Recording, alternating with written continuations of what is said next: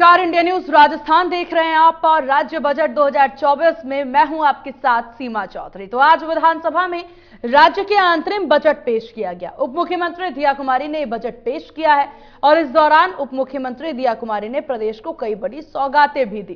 कहा, ये सबके साथ सबके विकास का ये बजट है। हमारी सरकार योजनाओं को लेकर काम कर रही है। हम विकास को नई ऊंचाइयों पर पहुंचाने का काम कर रहे हैं। बजट में उप मुख्यमंत्री ने प्रदेश के युवाओं को भी सौगात दी। 70,000 पदों पर सरकारी भर्ती की घोषणा, 5 लाख घरों में सोलर प्लांट लगाए जाने, प्रदेश में सड़कों के विकास के लिए 1500 करोड़ रुपए का प्रावधान, मेडिकल बुनियादी सुविधा के लिए 1000 करोड़ का प्रावधान, किसानों को मुफ्त बीज किट दिए जाने के लिए और गौपालकों को भजनलाल सरकार किसान क्रेडिट कार्ड की तर्ज पर कर्ज देगी। अब देखिए, पहले फेज में 5 लाख गौपालक परिवारों को कर्ज दिया जाएगा। हर गौपालक को 1 लाख का कर्ज दिया जाएगा। तो गौपालकों के लिए बड़ी सुविधा, जहां आपको बता दें कि 5 लाख गौपालकों को सरकार कर्ज देगी। महिला बुजुर्ग के पेंशन में 150 रुपए का इजाफा किया गया है। बेटी होने पर 1 लाख का सेविंग बॉन्ड मिलेगा। किसानों को मुफ्त बीज किट भी दिए जाएंगे। किसान क्रेडिट कार्ड की तर्ज पर गोपाल क्रेडिट कार्ड भी होगा। पहले फेज में 5 लाख गौपालक परिवारों को कर्ज दिया जाएगा और हर गौपालक को 1 लाख का कर्ज जो है वो दिया जाएगा। अंतरिम बजट में भजनलाल सरकार की ये बड़ी सौगात देखने को मिल रही है। हालांकि आपको बता दें कि इन सौगातों के बीच में विपक्ष का हंगामा भी देखने को मिला। तो राजस्थान के उप मुख्यमंत्री दिया कुमारी ने विधानसभा में अंतरिम बजट पेश कर दिया। बजट में युवाओं से लेकर के बुजुर्गों तक का सबका ध्यान रखने की बात की गई है।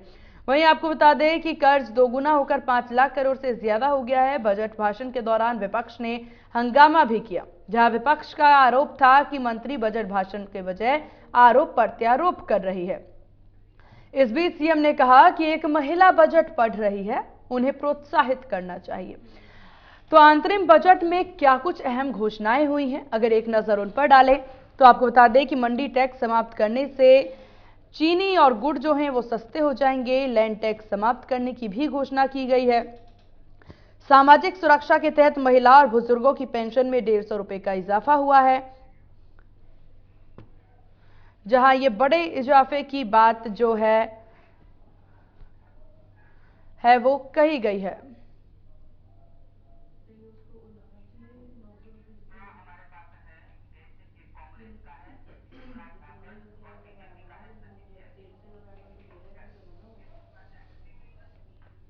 तो ये बजट कैसा रहा, अब हमें अपने मेहमानों से जान लेते हैं और ये बताने के लिए हमारे साथ प्रमुख पैनल है। हमारे साथ कांग्रेस और भाजपा दोनों के मेहमान आ गए हैं। हमारे साथ बीजेपी से सचिन जैन जी हैं और कांग्रेस से हमारे साथ हैं भीमराज जाखड़ जी। आप दोनों का बहुत स्वागत है इंडिया न्यूज राजस्थान पर। चलिए, सबसे पहले भीमराज जी, आप ही से जान लेते हैं, कैसा लगा ये बजट आपको?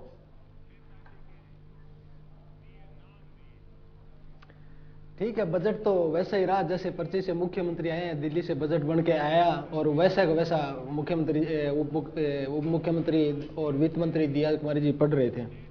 बट एक चीज मेरे को यहाँ हमारे को देखने को मिली कि जो वित्त मंत्री का दायित्व होता है कि बजट जब पढ़ा जाता है तो आरोप प्रत्यारोप होती है, तो बजट पढ़ा जाए, पर वो आरोप प्रत्यारोप में बिजी रही। तब विपक्ष को खड़ा होकर बोलना पड़ा कि आप आरोप प्रत्यारोप बाद में कीजिए, पहले बजट। देखिए भीमराज जी, बजट तो हमने भी देखा। अब ये मत कहिए कि विपक्ष ने एक मुद्दे के बाद बोलना शुरू किया। विपक्ष तो सभा शुरू होने से पहले से ही चिलम चिक्की शुरू कर दिया था विपक्ष ने, हमने भी देखा। मैं आपको कहना चाहता हूं कि दिया कुमारी जी का बजट मैंने सुना है, पूरा बजट सुन के आया। बट तब उन्होंने टीका टिप्पणी की तो डोटासरा जी और विपक्ष के नेता जूली जी ने बोला कि आप बजट पढ़िए, टीका टिप्पणी मत कीजिए, ये टिप्पा टिप्पणी का सब्जेक्ट नहीं होता, यह बजट खाली बजट निर्मला सीतारमण जी ने पढ़ा था, बजट पढ़ते समय ये चीजें नहीं होती। मैं तो कहता हूं कि आज वो महंगाई का राजस्थान की जनता आज देख रही थी, उस महंगाई से कहीं राहत नहीं दी गई। डीजल पेट्रोल कम पर टैक्स कम करने की बात थी, वो कहीं देखने को नहीं मिला। ये गऊओं के नाम पे वोट लेते हैं, गौशालाओं के लिए कोई अनुदान की इस बजट के अंदर कोई घोषणा नहीं की। दूसरी, जो गौण मंडियां राजस्थान में चल रही थी किसानों के लिए, उन गौण मंडियों की कोई बात नहीं की कि गौण मंडियों को अपने किस तरह अनुदान दिया जाएगा। केसीसी के पर किसान क्रेडिट कार्ड के ऊपर जो ब्याज की लूट चालू है, जो आज डबल इंजन की सरकार है, जो बैंकिंग सेक्टर किसानों को लूट रहा है उसके ऊपर कोई बात नहीं हो रही। प्रधानमंत्री फसल बीमा योजना एक स्कीम है केंद्र सरकार की जो मोदी जी लेके आए थे, हालांकि वो गुजरात में नहीं है, राजस्थान में। ठीक है भीमराज जी, उसके अंदर सबसे पहले आप किसान ये बता आज दीजिए 2021 का फसल बीमा का क्लेम मांग रहे हैं, उसके लिए कहीं बात देखने को नहीं मिली। ओपनिंग कमेंट हम ले लेते हैं आप दोनों से ही। घोषणा पत्र आपको में बजट कहा पसंद कि आया हम कि लोग नहीं पसंद आया? सरकार में आएंगे तो 2700 रुपए गेहूं खरीदे, इन्होंने 2200 रुपए का गेहूं, उसके अंदर कोई चर्चा नहीं की। चलिए ठीक है, पॉइंट्स बचा के रखिए भीमराज जी, अभी और भी ओपीएस हम लागू करेंगे। ठीक है, आप पॉइंट्स बचा के रखिए, बात करेंगे इस विषय पर। जी, बीजेपी से हमारे साथ सचिन जैन जी हैं। सचिन जी अपनी बात जो भीमराज जी ओपनिंग कमेंट लाभ है जो सीएचसी और पीएचसी उस पर कहीं मेरे को देखना मिले। अभी आपको पूरा मौका मिलेगा अपनी शिकायतों का। जी सचिन जी। सीमा जी नमस्कार। सबसे पहले मैं इंडिया न्यूज़ के दर्शकों का अभिवादन करना चाहूँगा। जैसा कि आपको लगी गया होगा भीमराज जी की बातों से कि बजट में नेगेटिव बोलने के लिए इनको कुछ भी नहीं था, इसलिए उन्होंने बजट के अंदर वो चर्चा शुरू करी जो माननीय इनके नेता प्रतिपक्ष ने भी बोला था कि महिलाओं के बजट की बात की गई है, या इन्होंने आरोप प्रत्यारोप की बात की है। इसका मतलब बजट एकदम अच्छा था, नहीं तो इन्होंने बजट को लेकर चर्चा शुरू की होती। लोग लुभावन घोषणाएं नहीं थी, इसलिए उनको वो कोई चीज मिली नहीं। जैसा ये कह रहे थे कि हाँ शायद इस बजट में कोई अच्छी घोषणा नहीं आएगी, मगर इतनी हर एक व्यक्ति के लिए, किसान के लिए, युवाओं के लिए, नारी के लिए और एक गरीब के लिए बहुत अच्छी योजनाएं हैं यहाँ पर देश को लेकर। साथ में जो रोड मैप हमारे माननीय प्रधानमंत्री मोदी जी ने रखा है, वही रोड पैक को कंपाइल करते हुए डबल इंजन की सरकार में हमारी उप मुख्यमंत्री दिया कुमारी जी ने वो सेम बजट रखा है। आज जितना अच्छा बजट आया है, चलिए सचिन जी, सबसे बेहतरीन आपके बजट में, आपकी सरकार के बजट में सबसे अच्छा आपको क्या लगा? कौन सी एक योजना जो आपको पसंद आई? उन्होंने लाडली सुरक्षा योजना शुरू की है। जी सचिन। साथ ही लाडो प्रोत्साहन योजना है, सामाजिक सुरक्षा पेंशन को इन्होंने बढ़ाया है 1500, आदर्श आंगनबाड़ी को बढ़ाने को लेकर इन्होंने बात की है, गरीब बालिकाओं के जन्म पर उनको 1 लाख रुपए का बॉन्ड देने की बात की है। ये महिलाओं की सुरक्षा को लेकर जैसा हमने वादा किया था उसके सोच लगाते हुए हमने कार्य किया है। ऑल्दो ये बजट 4 महीने के लिए लेखानुदान से संबंधित था, और भी बहुत सारी योजनाएं हमें और करनी है जो हम जून जुलाई के अंदर आने वाले बजट में करने हैं, मगर क्योंकि 1.5 महीने के अंतराल में ही हमने बजट पेश किया, फिर भी हमने हमारे वादों को पूरा करने की पूरी कोशिश की है। हमने किसान से संबंधित बात करें तो हमने बिल्कुल। और सचिन जी देखिए, सबसे बड़ा बजट जो दिया गया है, हालांकि देखा जाए सड़क के अलावा जो सबसे ज्यादा जो बजट स्वीकृति मिली है यहाँ पर, वो यहाँ पर मंदिरों के विकास पर मिली है। 20 मंदिरों के विकास के लिए 315 करोड़ का बजट पास किया गया है। 300 करोड़ रुपए में जी विकास करवाने की योजना लाए हैं। और इन साथ के साथ जो जयपुर मेट्रो का विस्तार है उसको लिया गया है। 100 करोड़ का प्रावधान उन वंचित विधानसभाओं के लिए किया गया है जिनका विकास उपेक्षित रहा है। जैसा इन्होंने खुद ने बोला कि ब्याज की लूट की जा रही थी, तो यानी गहन लूट, सरकार में जो लूट थी उसको लेकर ये चर्चा करना चाह रहे थे। बैंकिंग सेक्टर केंद्र की सूची का विषय है अभी, और वो सेक्टर उसके ऊपर आप ध्यान से आप जी भीमराज जी, और आप सीए हैं तो इस बात को अच्छी तरह जानते हैं कि बैंकिंग सेक्टर केंद्र की सूची का विषय सीमा जी, तो सीए साहब को ये ध्यान रखना चाहिए। तो ये केंद्र का अधीन आता है, इसलिए मैंने बोला ये सरकार का विषय। ठीक है सचिन जी, जरा ये बात बोलिए, इसलिए बजट पेश करने के दौरान नहीं, ठीक है कहना तो लूट ही मचाई। जब मैं ये कहना चाह रहा हूँ 2 लाख करोड़ रुपए 2 लाख करोड़ रुपए खर्च करना चाह रहे थे इंफ्रास्ट्रक्चर पे, मगर 80,000 करोड़ ही रह गया। तो मैं ये पूछना चाहता हूं, लोन का काम किया उधार लेके घी पीने के लिए, इंफ्रास्ट्रक्चर को लेकर क्या किया? कुछ भी नहीं किया। ठीक है सचिन जी, आप बस एक सवाल का जवाब दीजिए। यहाँ पर बजट पेश करने में, नहीं सुनिए ना, पहले सुनिए। बजट पेश करने के दौरान सबसे महत्वपूर्ण होता है कि वित्त मंत्री बजट पर ध्यान देती, बजट पेश करती, वो ये बताती किस तरह की उपलब्धियां रही या फिर आगे वो क्या करने वाली हैं। विपक्ष ने क्या किया, ये बजट के दौरान क्या जरूरत थी इसकी?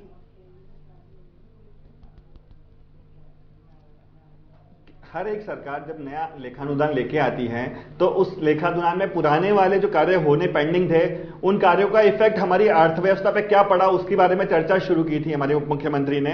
आज उन्होंने बताया कि हम 2018-19 में खाली 3.11 लाख करोड़ का लोन था, जो कि हमारे को जब सरकार दी गई है तो 4.80 लाख करोड़ का लोन हो चुका है, मतलब 60% लोन बढ़ चुका है। हम कोई भी योजना बनाएंगे तो हमारा ब्याज बढ़ेगा, प्लस हमारे को जितनी भी पैसा हमें लेना है वो हमें तो लोन चुकाने में खर्च कर देना पड़ेगा। तो हमारी जो आधारभूत सुविधाएं हैं वो पूरी नहीं हो पा रही हैं। आज अगर हम बात करें बजट प्रावधान के लेकर समीक्षा आई थी कि पिछले बजट में जितनी घोषणाएं की गई थी तो 18,000 करोड़ ठीक है ना, तो कर्ज का बजट भी तो आप लोगों ने बढ़ा दिया 2018-19 में 11,000 करोड़। अगर लोन ज्यादा कर्ज ज्यादा तो कर्ज का बजट भी तो बढ़ाया गया ना। कर्ज का बजट भी आप लोगों ने 5 लाख करोड़ से ज्यादा का कर दिया है। कहीं पे अगर आधार जी, अगर कोई भी आधारभूत सुविधा को बढ़ाने के लिए कर्ज लिया जाता है तो कर्ज फिर भी जस्टिफाइड होता है, मगर खाली इसलिए कर्ज लिया जाए कि सब लोक लुभावन योजनाएं या इलेक्शन बजट बनाया जाए वो गलत है। हम ये कहना चाहते हैं अगर इंफ्रास्ट्रक्चर का डेवलपमेंट होता है ये बहुत उपयुक्त है, क्योंकि अगर आपको इंफ्रास्ट्रक्चर डेवलप होगा तो अपने आप ही आप उसका रिपेमेंट कर पाएंगे। इसीलिए हम कह रहे हैं कि अगर आप देखेंगे कैपिटल बजट जो पिछली सरकार ने 38,000 हमारे साथ करोड़ का भीमराज रखा जी भी हैं, उनसे सिर्फ उनकी भी 14,000 राय जान करोड़ लेते हैं। आप लोगों ने तो पेशी कर दी बजट की। ठीक है भीमराज जी, इन्होंने इनका जैसा कहना है, और हालांकि जो बजट हम देख भी पा रहे हैं, बजट में हर सेक्टर को छूने की कोशिश यहाँ पर वित्त मंत्री करती नजर आई हैं। तो क्या समस्या है अगर हर सेक्टर को छुआ जा रहा है? गौपालकों को छूट दिया उन्होंने, युवाओं के लिए बात यहां पर कर ली, सड़क को लेकर के बात इन्होंने कर ली, महिलाओं को कुछ देने की बात कर ली, लाडलियों को देने की बात कर ली। तो क्या समस्या है इस बजट में, आप बताइए, कहां कमी है इस बजट में? मैं ये कहना चाह रहा हूं जो मैं बता रहा हूं गोपालकों को दिया है, उसके अंदर राजस्थान में खाली 5 लाख गोपालकों को लोन दिया जाएगा। 4 महीने का बजट है। दूसरी बात मैं कहना चाह रहा हूं, एक सेकंड, जो अभी केंद्र सरकार ने पूरे हिंदुस्तान में 10 करोड़ 70 लाख नरेगा मजदूरों को निकाला गया 1 घंटे में लात मार। क्या मैं पूछना चाहता हूं नरेगा मजदूर राजस्थान के नहीं थे? उसमें कुछ यदि उनकी तो उनके लिए कोई संसद आज बजट के अंदर कुछ व्यवस्था की गई? क्योंकि ये कह रहे हैं डबल इंजन की सरकार है। मैं कहना चाहता हूं कि ये भाजपा के प्रवक्ता कह रहे थे कि केसीसी ब्याज पे, तो मैं पूछना चाहता हूं कि जो बैंकिंग सेक्टर है केंद्र की सूची का विषय है और डबल इंजन की सरकार है, तो आज ये घोषणा करनी चाहिए थी कि हम जो बैंक एक्स्ट्रा ब्याज ले रहे हैं, किसानों को पेनल्टी ले रहे हैं जिससे नीलामी है, उस पर हम कार्रवाई करें, उस पर नहीं बोला गया। सहकारी बैंक में इन्होंने आने के बाद लक्ष्य रखा था कि हम 22,000 करोड़ रुपए सहकारी बैंकों से लोन बांटेंगे, उसके अंदर 19,000 करोड़ का भी लोन ही बांटा गया, 3,000 करोड़ के। अब रही एलपीजी सिलेंडर की बात, मैं पूछना चाहता हूं कि 76 लाख लोगों को कांग्रेस सरकार सिलेंडर दे रही थी, इन्होंने बोला हम सबको देंगे, आज 72,83,000 लोगों को सिलेंडर दे रहे हैं। दूसरी बात मैं कहना चाहता हूं कि राजस्थान के गंगाना हनुमानगढ़ में किन्नू उत्पादन होता है, बड़े उत्पादन, वो विदेश जाता है। बांग्लादेश पिछली बार जाता, उन्होंने इंपोर्ट ड्यूटी बढ़ा दी, जिसके कारण पिछली बार तो किन्नू बिकता था 25 रुपए, अब की बार वो 8 से 10 रुपए बिक रहा है। किसान आज घाटे के अंदर है, इस पे इन्होंने कोई चर्चा नहीं की। दूसरी का केंद्र में ये कह रहे हैं डबल इंजन की सरकार है। मैं पूछना चाहता हूं आपके चैनल के माध्यम से, क्या जो पॉम ऑयल आ रहा है, अभी सोयाबीन आ रहा है रिफाइंड है, उसमें 34% एक्साइड ड्यूटी थी सीमा जी, केंद्र सरकार ने वो खत्म कर दी। अकेले भरतपुर के अंदर सरसों ऑयल मिल की 125 फैक्ट्रियां थी, उसमें 100 तो बंद होगी, 10,000 मजदूर रोड पे आ गए। क्या इसके अंदर वो जिक्र करेंगे इस बात का? ठीक है, क्योंकि और पूरे हिंदुस्तान में 40% ऑयल मिलें बंद होगी। चलिए इतने सवालों का जवाब ले लेते हैं, फिर आगे और कंटिन्यू करेंगे आपके सवालों की। जिक्र नहीं किया गया। ठीक है भीमराज जी, सिर्फ बारदाने के लिए डिस्टर्ब हो रही है, आज उसका कहीं जिक्र नहीं किया गया। भीमराज जी जवाब ले लें। बार बार मुख्यमंत्री जी ने स्वामीनाथन आयोग और एमएसपी की बात करते थे, आज बजट के अंदर इसके अंदर कोई चर्चा नहीं की। चलिए ठीक है, और इनकी सरकार हरियाणा में भी है, राजस्थान में। मैं 1 मिनट सीमा जी कंक्लूड कर रहा हूं। मैं ये कहना चाहता हूं कि जो हरियाणा सरकार ने अपना 1200 क्यूसेक पानी काटा, इनकी सरकार आती, उस पर आज बजट में चर्चा करते, बोले हम पानी दिलवाएं, किसान उसके लिए धरने बैठे हैं। तो इसलिए मैं कहना चाहता हूं ये किसानों और मजदूरों के छुरा घोंपा गया और बजट में कुछ नहीं किया। ठीक है, ठीक है सचिन जी जवाब।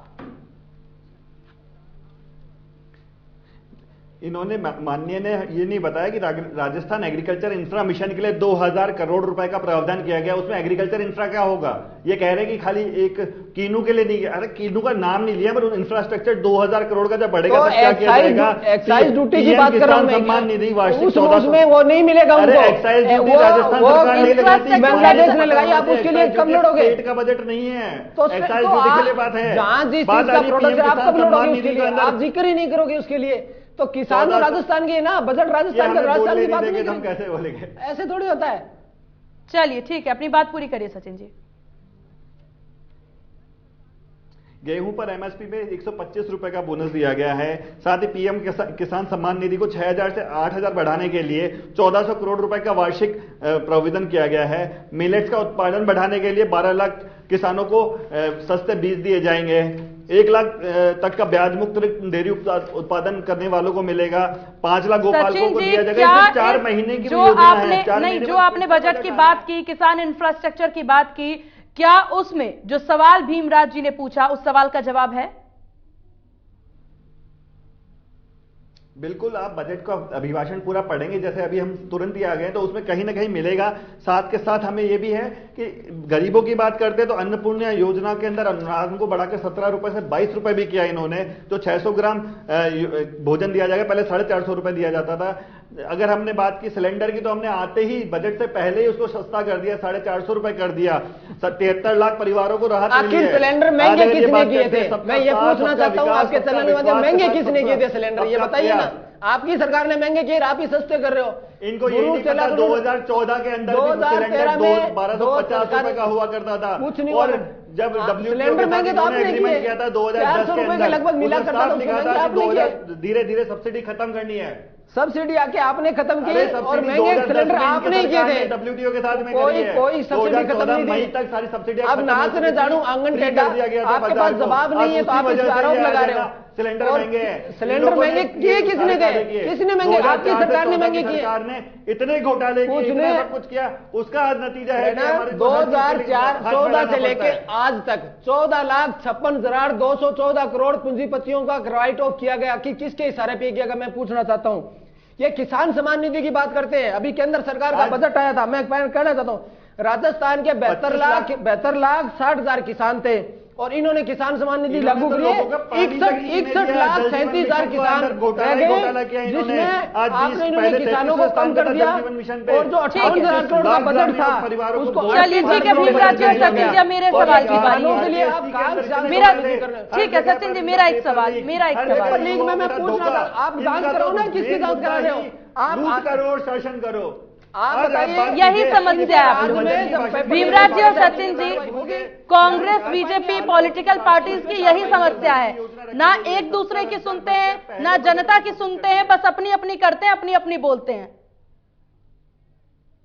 एक एक कर कर बोलेंगे तभी तो बात समझ आएगी। ना विधानसभा में आप लोग शांति से एक दूसरे का बयान सुनते हैं, ना इतना धैर्य है आप लोगों में कि सुना जाए, समझा जाए, फिर बोला जाए।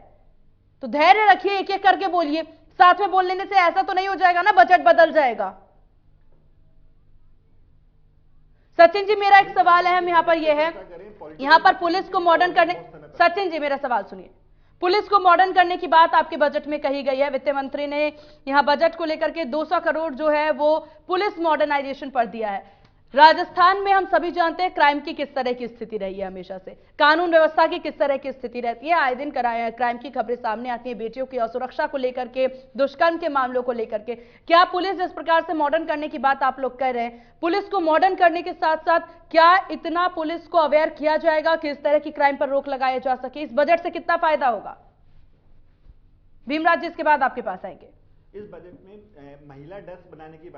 महिला डेस्क बनाने की बाकायदा बात की गई है और साथ ही साथ साइबर सेल 125 नए पुलिस थानों में लगाया जाएगा। तो इससे पुलिस मॉडर्नाइजेशन का लेकर ये मुद्दा जो आप बता रहे हैं उसको पोषित किया जाएगा। साथ ही साथ नारी सुरक्षा को लेकर इन्होंने सामाजिक सुरक्षा के लेकर लाडली सुरक्षा योजना लाई है, जिसे सीसीटीवी लगेगी सब जगह पर, जिससे कि तुरंत जो चीज हो रही है वो तुरंत रिकॉर्ड में आए और उसके ऊपर तुरंत एक्शन भी लिया जाए और त्वरित कार्रवाई हो। और एक जो वक्तव्य दिया था माननीय उप मुख्यमंत्री जी ने कि ये देश, ये जो राज्य है पुरुषों का राज्य नहीं है, ये महिलाओं का भी है, आधी आबादी का भी है। तो इसलिए हमें नारी हमारे लिए पूजनीय भी है और हमें उसकी रक्षा भी करनी है। हम उसी लिए लाडो योजना को लेकर आए, हम उसके लिए ही लाडली सुरक्षा योजना लेकर आए। तो महिलाओं को लेकर हमारी महिला उप मुख्यमंत्री का बहुत ही पॉजिटिव रेस्पॉन्स था। चलिए, ये आगे धीरे धीरे देखने वाली बात होगी, क्योंकि हमेशा से जितनी भी सरकारें आई है उनका कहना कि क्राइम कम होगा, लेकिन हम सभी जानते हैं राजस्थान में क्राइम की क्या स्थिति है। भीमराव जी, इस पर आप क्या कहेंगे? इसके अंदर मैं एक व्यक्तिगत टिप्पणी करना चाहूंगा पार्टी से हटके। जी।